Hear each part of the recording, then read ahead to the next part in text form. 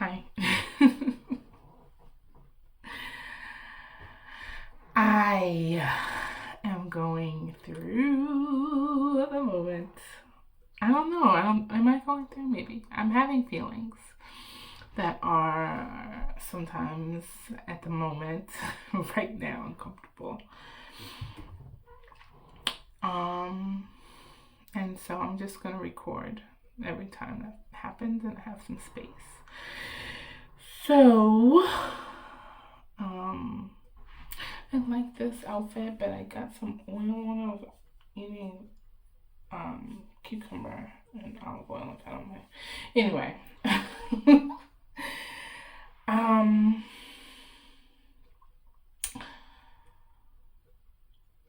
I am trying to make sense of what I have going on in my life right now.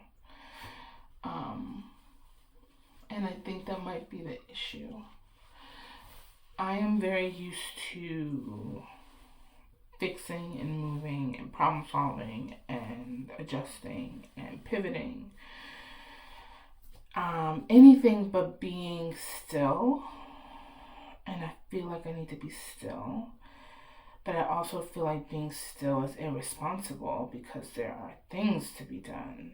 There are things to be done. Responsibilities to be fulfilled, things to be done, answers to be found, questions to be answered. Um, but I just feel very strongly that I'm supposed to sit still. And that feels uncomfortable. Like the house is on fire and you want me to take a nap. The house is on fire and you want me to meditate. People are asking things of me and I'm supposed to go for a walk. Like, what is that? Why is that? How is that? That is not responsible. That is not respectful to other people, right? That's not respectful to other people. um, so, one of the things about this whole thing is I'm a people pleaser. I live and breathe other people's thoughts and feelings about me. And that has to stop. It has to go. It has to stop. It has to go. Um, it's never served me ever to be a people pleaser, to be a pick me, to be a doormat, to be a workhorse, to be any of those things that I have been in the past in pursuit of love, in pursuit of being loved, in pursuit of acceptance.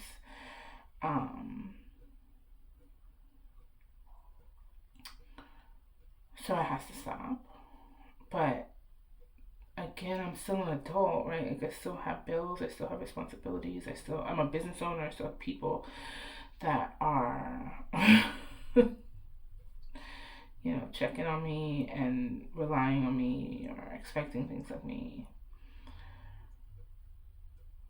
You know. Um so what is happening in my head right now? Because when I start to ramble like this, things start to populate. And so what's happening in my head right now is what's the worst that can happen? And I do have this little activity that I do where I just like jump off the deep end of like what's the worst that can happen, and then I like go off the deep end on the other side on like what's the best that could happen. But then also one of the things that came to me before I started this video, maybe an hour before I started this video, was that what answered prayer is this? Because what I know is that when I ask God, when I ask the universe, when I put an intention out, when I say, this is my desire, this is my need, this is what I want, there is always an answer, and it's always affirmative, and it always is delivered to me.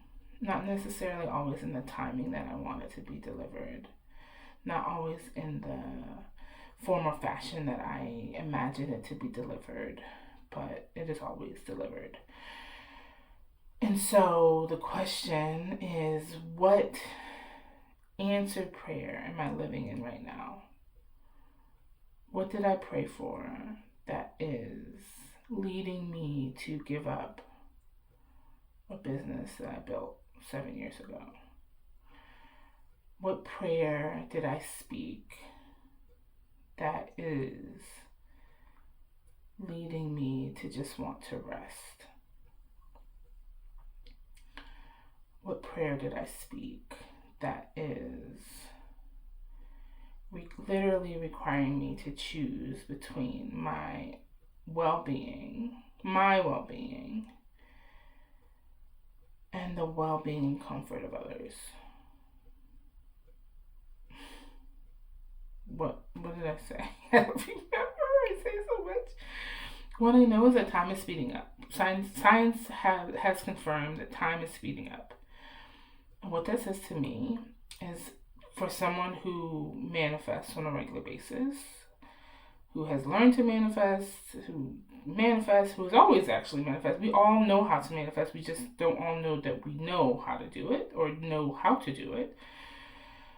But as someone who's been aware of my ability to manifest and has somewhat practiced manifesting, I know that in time speeding up, your prayers, your manifestations, the intentions that you send out are coming back faster. And so I'm trying to remember what it is that I asked for. I also know that in manifestation, once something is manifested, you can manifest something else. While something is manifested, you can manifest something else. You can talk to God and say, I am done with this. I want to manifest something else.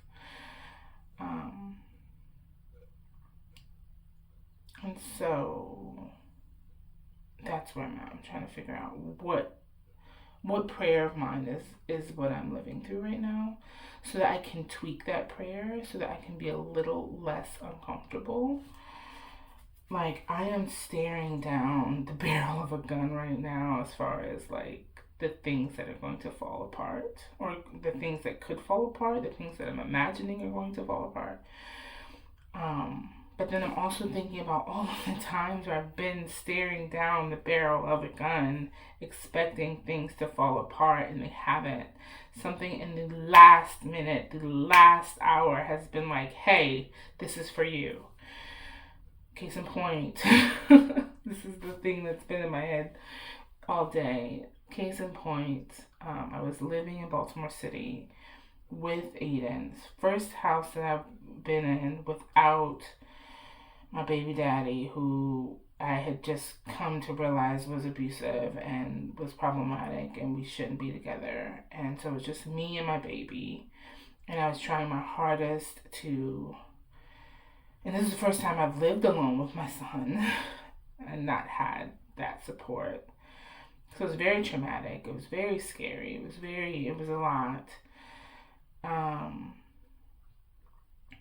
And I'm living with my son. I'm afraid to have him stay. I'm living in a neighborhood that is very rough.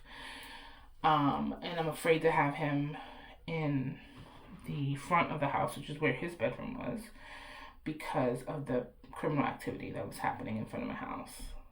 And so one day I get up and go outside to take him to school, and I can't go outside because the FBI has locked down my block because of a fentanyl bust that happened or was happening on my block.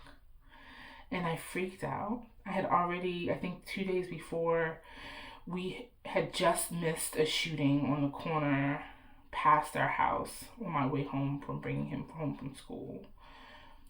We were almost literally by minutes, and almost in the crossfire of a shooting. And so that was it. I was just like, we gotta go. I gotta go. So I called my abusive baby daddy and was like, I need you to take our son because it's not safe where I live. It's not safe where I live. And, we had made the plans, and I was like, I don't know where I'm going to go. I'm not asking to go with you, but I need somewhere for our child to be that is safe. And it's not here. This is not safe. And that's a huge, huge risk because he is a narcissist and he could have taken that in so many ways and it could have caused so much harm. And then I went, after having that conversation and dropping my son off, finally getting out of the house and dropping my son off at school, I went to a co-working space and was like, this is what's happening. I ran into somebody and I just kind of like word vomited what was happening. And they're like, oh, well, my landlord is looking for people. I didn't have a dime. I didn't have anything. I had no money. Definitely not money for a security deposit. I didn't have any money. And I just was like, okay, but I'm going to go and I'm going to look. And I went and I looked and I told the guy, I was like, look, I don't really have any money. I'll have some money later, but I don't really have any money. It was like $1,100. Like, it was a lot of money for what I had at the moment. I wasn't sure it was going to happen or it was going to work. And I was just like, I don't know. I was like, I have money coming, but I don't have any money right now. And he's like, look, you're in a bad situation. You and your kid need to be somewhere. You can move in today. You can move in starting now, and you don't have to pay for the rest of this month. It was like the middle of the month. You don't have to pay for the rest of the month. And, I got you. It's fine. So I'm like, okay, great. So now I got to pack but I don't have money for a moving van or movers, or I didn't really have a network of people that were able to help me in that way that I thought. So I called a couple of people and some people helped. And then there was one person who's not really a big fan of me, but Hail Mary called them anyway. And they were like, yeah, sure. You can use my truck. So, truck. Now we got a truck. And so I made an entire move within like a week of needing less than that. I was literally like almost the next day in a new home.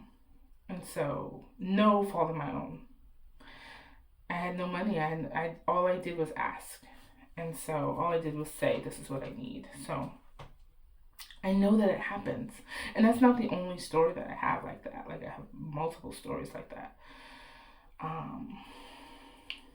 But I know that it happens. It's just, it's not different. It's just a little bit bigger than normal. And so I'm struggling because the answer that is coming to me when I'm like, open up the way, help me, show me what I'm supposed to be doing, the answer that's coming to me is sit down. The answer that's coming to me is rest. And I'm not generally used to that.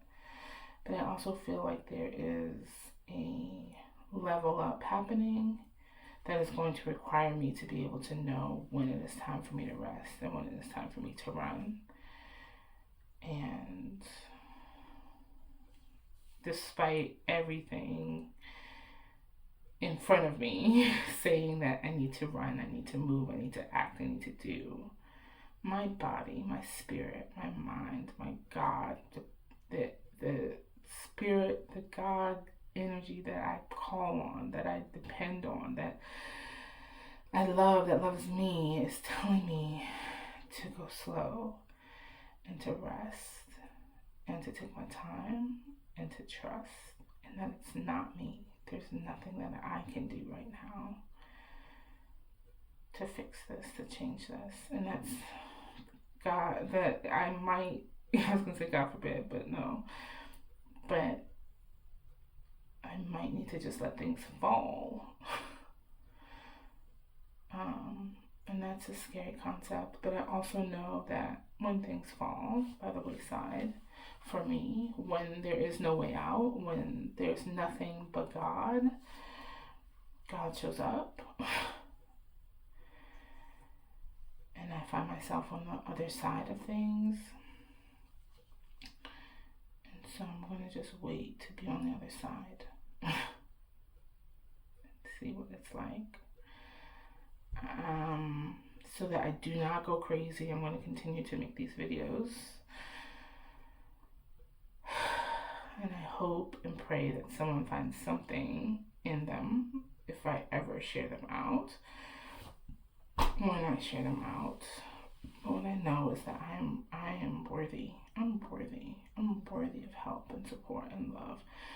I'm worthy of God. God loves me. God created me. God is watching me. God is with me. And there's nothing I can do about that.